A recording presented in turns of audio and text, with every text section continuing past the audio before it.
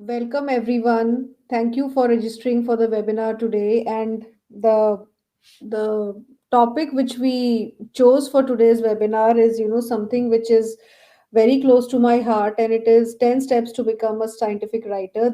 They are not some steps which, I've taken from any textbook or taken a course on it.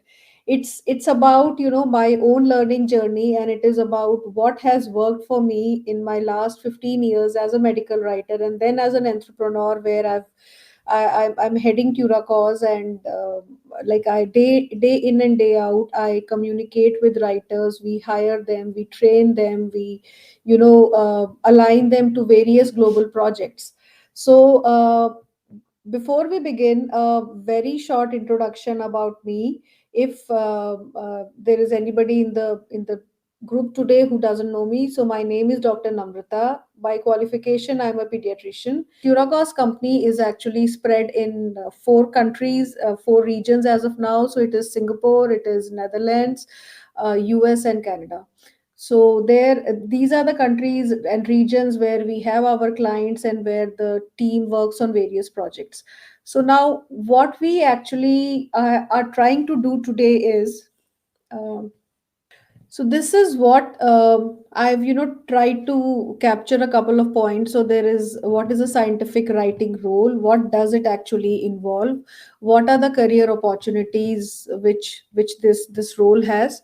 And some typical steps which I feel are important for you to take if you want to become a scientific writer.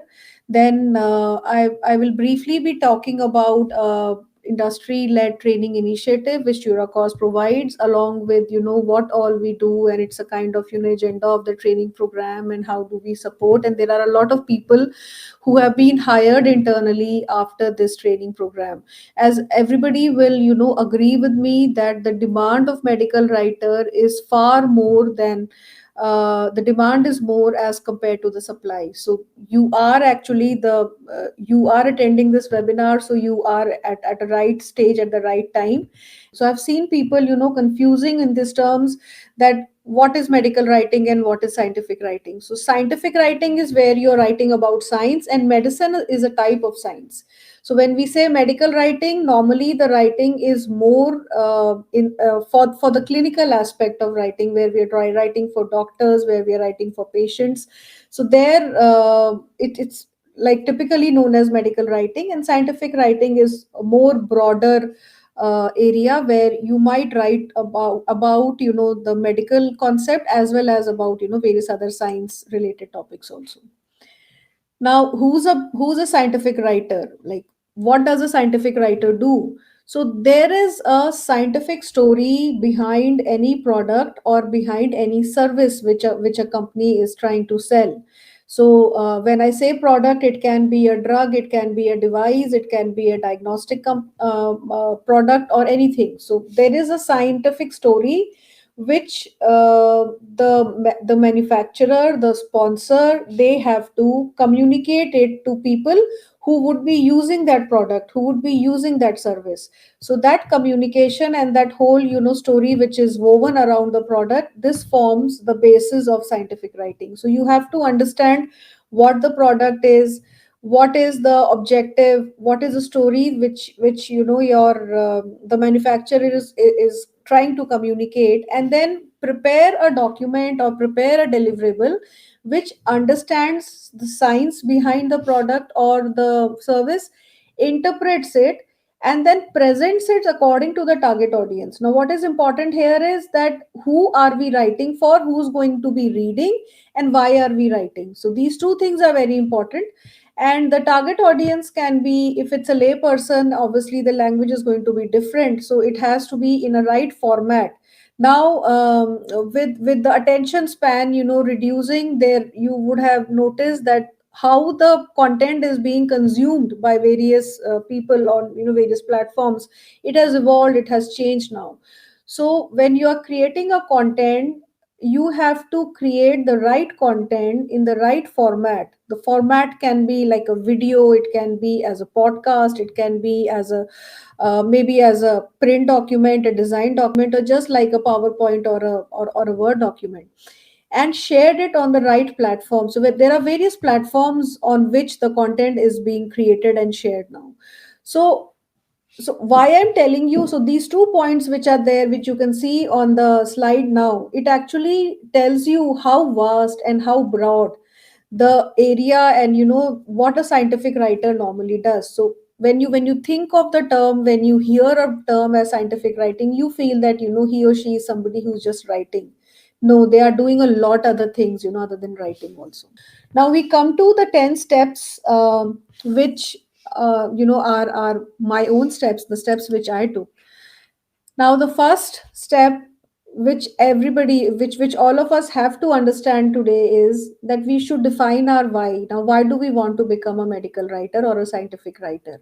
When I started exploring it, what it is, what all does it involve, I had no idea about various type of documents. I was living in a city where there were not any job options. Work from home was not heard at that time, and I applied to a couple of jobs that time, but everything in India was either in Hyderabad, Bangalore, or a couple of them in Delhi, but I was not able to move due to my family commitments. So what I did was, I attended a couple of conferences, traveled for conferences, did some networking there, and came to know about a couple of companies who were giving freelancing work. So I started from there. So that's how I started. So it was my own, my personal I would say challenge which I faced, and I wanted to make a career for myself. I wanted to be independent. I wanted to contribute and probably utilize my education and whatever knowledge I had gained. Now this is how I started. The second very important step, as you would have heard in my story, I told that I did not know what medical writing is. I How did I come to know? How did I reach the right people? How did I get my first opportunity? How important networking is, how important it is to reach out to others in the industry. It will also depend on what is your educational background. So somewhere your education and whatever you have learned and whatever is your domain forms a basis on what you can build on top of it. So that's the foundation on which you can build up your career. Now, the next point, what I would like to emphasize is you should identify your strength and weaknesses both. Now, so you know that this is my strength. So suppose you, as a medical writer, as a scientific writer, now there are two things which have to be, properly. They have to be ticked on your capabilities. One is firm grasp of the medical and scientific concepts. So even if you don't know that topic on which you're writing, you should be able enough to read about it, understand, and then come to a level where you are able to speak to the experts for whom you are writing. Now, industry trends. Like previously, I think it used to be probably 40 or 50 years, a change used to come. Now, that came down to when I started my career, I could see that change, happening every decade. So 10 years, a new thing is coming, you have to adopt yourself. Now it is reducing further. So a couple of years, if you're working on a technology, it will change. So there is, new Windows update which comes. There are, new versions of the various tools which we work. So I've mentioned a couple of them on this slide. Then there are various guidelines which come up. So like in the initial couple of steps, when I told that have your niche, understand your expertise, try to identify your area of interest. So these guidelines actually depend on what area of interest you would have chosen. The trainers who are there and who actually take the sessions are actually professional writers who work on documents, and they are the ones who will give you feedback. And for some of, not for everybody in the batch, but yes, 4 to 5 people who actually do, who are on the top, top scorers throughout the course, we also give them an opportunity to work on live projects. So it all depends on whether we have a project that time, but we normally try to, so the final evaluation of somebody before we can take them internally or maybe refer them to to another company who has asked us for medical writers is normally based on a live project which we would, encourage them to work on. Just a poll here where I would like to know that how many of you have ever taken any training in the past. The next training program which we have. So we, as I told you, we do have these training programs every 2 months. So there is one training program which is focused only on publication and conference presentation. So here we train more on like manuscripts, how to write manuscripts, how to write posters and abstracts for conferences. This is starting on 26th of November. And the objectives are like we update you on the recent publication guidelines. So GPP 2022, we have a dedicated session in this course, that how it has changed and how does it impact a scientific writer.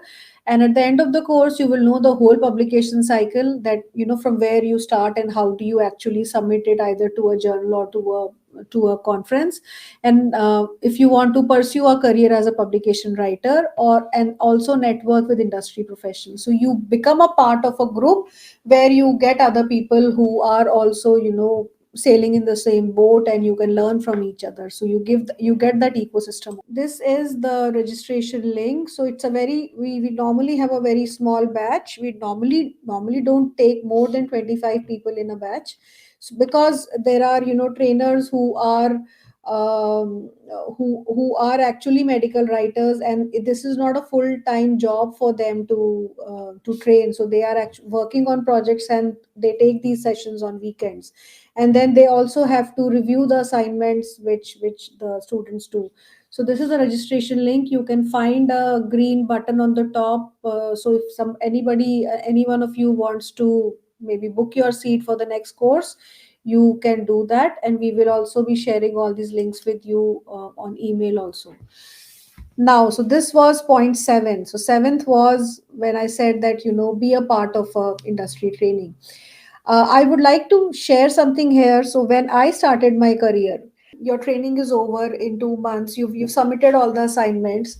So and did not get opportunity after you finish the course. So that can also be a scenario here. Now, what do you do then? You stay connected to your trainers. You stay connected to the experts. You can reach out to them with your queries and doubt.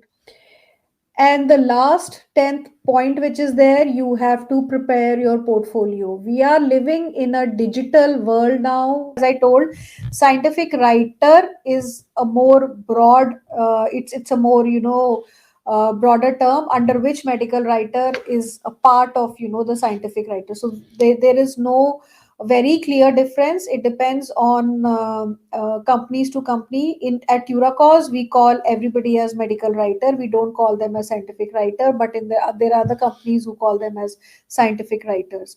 So when I say scientific writer, I mean it by people who are working scientifically on documents like publications, and probably more heavy documents like that. And medical writer can be somebody who's writing for commercial documents, and for other type of, like, regulatory writer can be another type of writer. Then there is clinical research writer. So there are other writers also who are there. So scientific writer is a more broader, it's the broader umbrella under which all of them fall in. QC and medical reviewer. So medical reviewer is somebody who actually contributes to the content part of the document. So you basically, the reviewer will review the content. They do not take care of the typographical errors or the copy editing, plagiarism, all that. So all that is done by the QC, that which format to follow, which template to follow, which guidelines to follow. Then there is you write the full form, you write the abbreviations. When do you write abbreviations? When do you expand the abbreviation? So all that is taken care by the QC. All typographical errors, spelling mistakes, plagiarism, all that is QC. Medical reviewer, actually what the references are saying, are the references, is there any additional content which should be a part of that document? Is the flow of the document and how it's written, like, is it making sense? So it's more content specific review, and QC is more the template or maybe the English language, that kind of edit which is done. Or the medical marketing writers, sometimes, if they may also have like cross requirements of publication documents and other scientific documents. So the overlap between skills are is more seen in medical marketing and scientific writing, with regulatory writing as a separate thing. So regulatory writing is normally, considered, and like CROs, they have these all clinical trials, and there it is all regulatory writing, or maybe clinical research writing, as some of the companies call it. Regulatory writing primarily consists of dossiers which are submitted for regulatory approvals. Thank you, everyone. Thank you so much.